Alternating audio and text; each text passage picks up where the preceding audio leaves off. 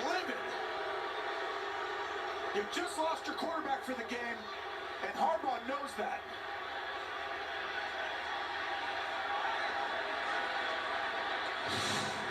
This is a watch this. Try with a good run, slides. Bends his head, helmet comes jarringly off. And it's definitely a penalty as the quarterback gives himself up and he leans that arm in there. That's not okay. Well, look, he knows he's going down, and at the end right there, he leans it down. Alonso way too aggressive.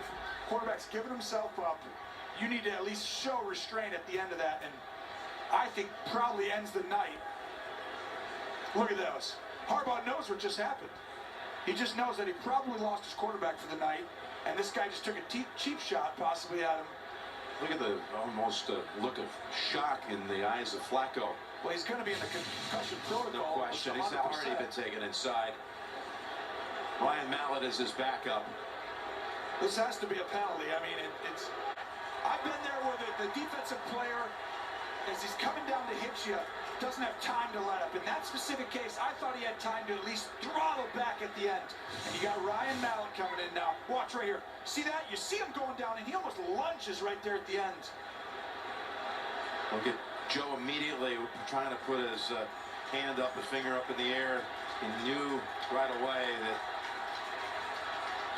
there was going to be an issue here, that he was injured. And here comes Ryan Mallett. If they thought that that was a flagrant hit on Alonso, they could have kicked him out of the game. Well, I'll tell you, it got to be close. Look, he's even asking for it right there. Yep. Harbaugh is just like, settle down. He's inside that little headset though. He's like, this is bull crap. This is tough to take. He's livid right now. Their season, he feels it right now. Their record where they're at. He's gonna have to rally his guys. So now you got Ryan Mallett who comes in, hit on Flacco. You saw a scrum afterwards and some late hits beyond it. Well, watch Jensen right here. He comes in and hits Alonso for his score, and then watch Sue down at the bottom. He's going to come in and take out right there. 93 takes out Jensen, and then Sue stays on top of him and tries to keep him on the ground. And Kiko right here goes right at Harbaugh, and Harbaugh goes, you get back to your sideline.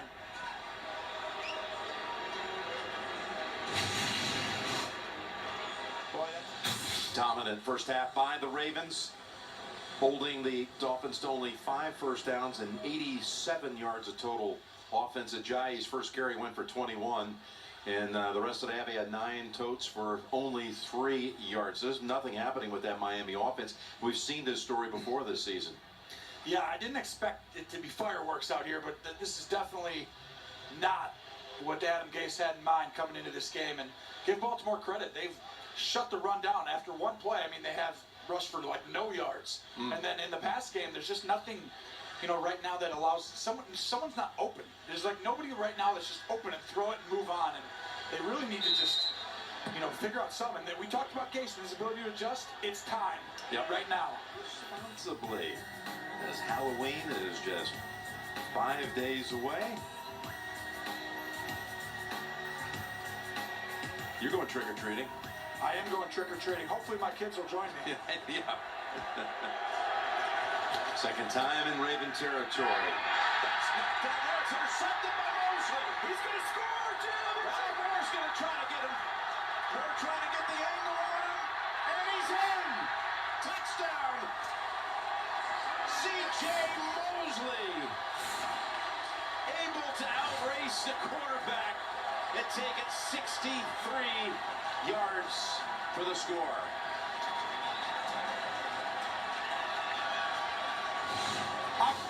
Watch it. He blitzes. He gets blocked, backs out, and then just comes up with an incredibly athletic play.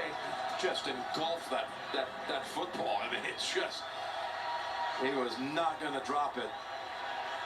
And Matt Moore just tries to get the ball out of his hand and throws it right into his shoulder pad. It'd be pretty accurate if it was a Miami Dolphin. And pylon Cam. He's in. Yeah, he's over the top of the body there of more, so he's not on the ground. It's a touchdown. Jim Harbaugh just Gase. That's not a good look. No, that's not a happy coach. It's just 2 games like this though this year. 2 games, they're like Jekyll and Hyde.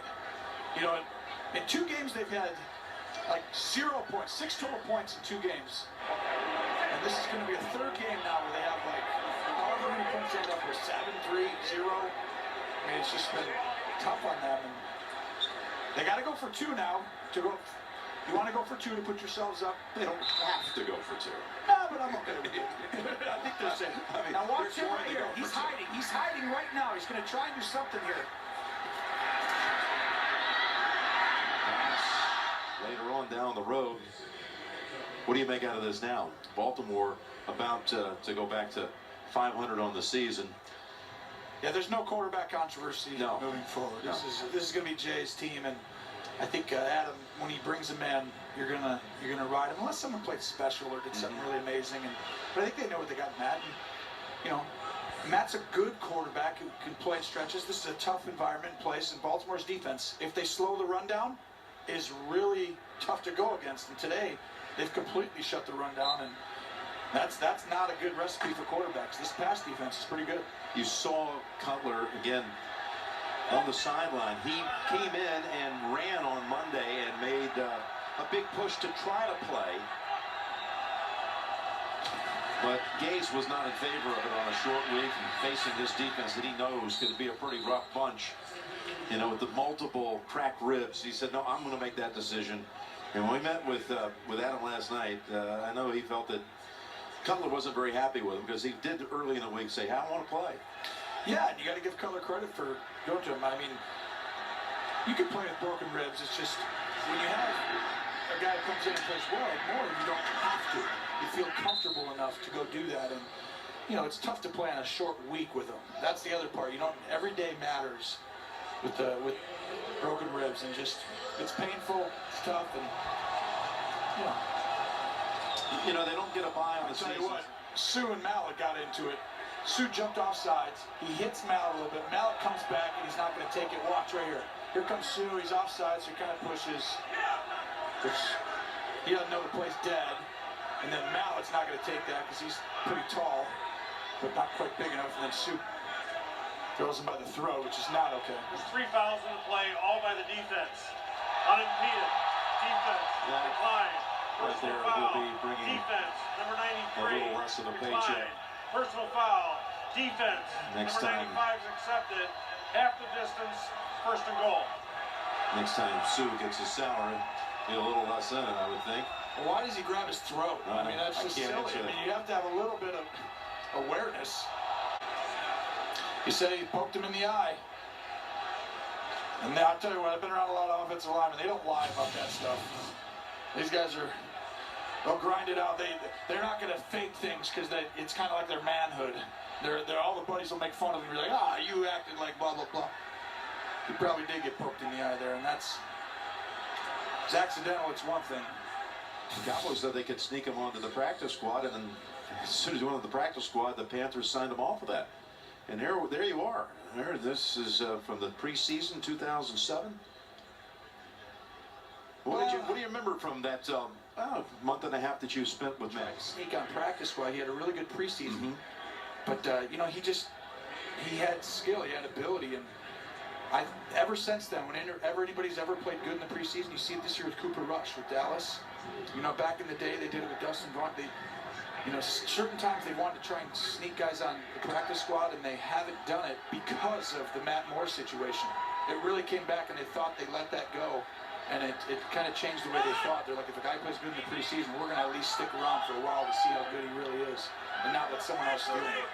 Well, the CBS Evening News ran a great story, Chip Reed, a couple days ago about Collins and his passion for Irish step dancing.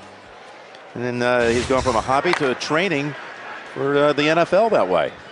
I tell you what, guys are figuring out new ways to train in this day and age, aren't they? It's working. It's 6 yards a carry. Yeah, you must be doing something right. I have a feeling my wife's going to make me do that tomorrow. I'd like to see that tape. 2nd and 10. You'll never see it. Here it is. That's what we were talking about. How about that for timing? That's why you Irish dance right there. That's why Jim Rickoff knows what he's doing. Our producer set that up. He goes, listen, boys, he's going to have a big run. Send it he in. said it in my ear and then took off right there. Jim, that was a touchdown. Adam Gase with the perfect play call. All-out pressure. Everybody blitzes. I mean, look at all these blitzers. And watch right there. Oh, my gosh. It's a perfect. And Williams falls down. Look at it, and Matt Moore knows it. We have a touchdown. And Gase, so does Adam. Gase is like, I just called a touchdown play, and I have to sit here and watch our offense try and attempt a long field goal. A 50-yarder for Cody Parkey, who's 8 for 8 on the season. And, you know, we went to that last break, and you teased the audience with the great little hidden gem of a nugget. Strategy that was going to get the Dolphins back in the game. Hold on, we got another flag. I felt like they should try and get them to like false start a few times in a row. Is that what it is? Start. That was Neutral zone infraction. Defense, number 35. 5-yard penalty. Still fourth down. well, that right there, back-to-back plays. It's exciting stuff. Yeah, puts them right back to the exact same spot, and that's 2 minutes of everyone's life they'll never get back. So what I'm really angling for here, after this punt, barring a return, we're going to go to a break. I'm looking for the double T's. I'm looking for one more to tell us what's going to be coming up here as Landry is tackled at the 18. So take us to commercial. Jim, here's how you get back in this game. Yeah. Oh, wait, we don't have time. I'll see you when we come back. Can't On wait. CBS. Tell you the So look at this, Jim. This is like how you ran in high school. Look Exactly. at that. Perfect form, extension. I mean, and doesn't even get phased that there's people around. Just look, ooh, look at the change of direction. Does he get both feet in right here at the end, Jim? well, he turns He's it upfield. in. Ooh. That's way too much fun at this point. I feel like we're just like in that tired mode where you're delirious and you're laughing at silly things. My kids have a way of doing that every night. Dan, thank you. Yeah, this is second shutout pitched, if you will, by the Ravens this year. And yes, the Dolphins have been shut out twice as well. 20 points in the first half, 20 points in the second half.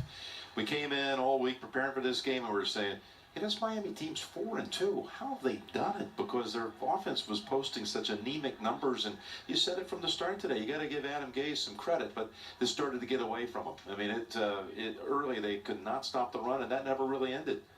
This game was going to come down to it. Like we talked about, some big plays, and obviously got away from him once it's, Miami doesn't have the offense to just come back when it gets too far down. And, the big early play down the field was a big one. When Flacco hit down the sideline, it just opened the floodgates a little bit. And then from there, it was just chip away. A field goal here. And then before you know it, you get pick sixes at the end and fumbles that are touchdowns. And Baltimore, let's give them credit. They controlled the line of scrimmage on both sides of the ball. And that's hard to do against the Miami defensive front. They beat them with scheme up front right now in that run game. And that, for a whole half, allowed Baltimore to control the game.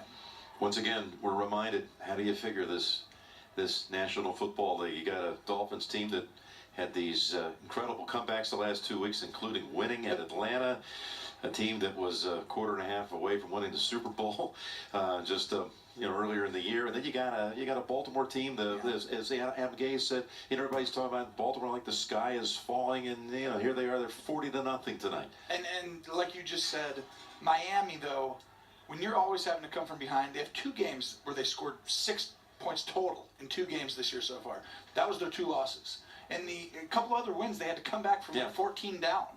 So 4-2, but not the kind of like other teams. So I think you saw tonight that if they don't really play the right way and have big plays happen, they're not going to be able to consistently win these football games. All right, Tony, coming up tonight on CBS.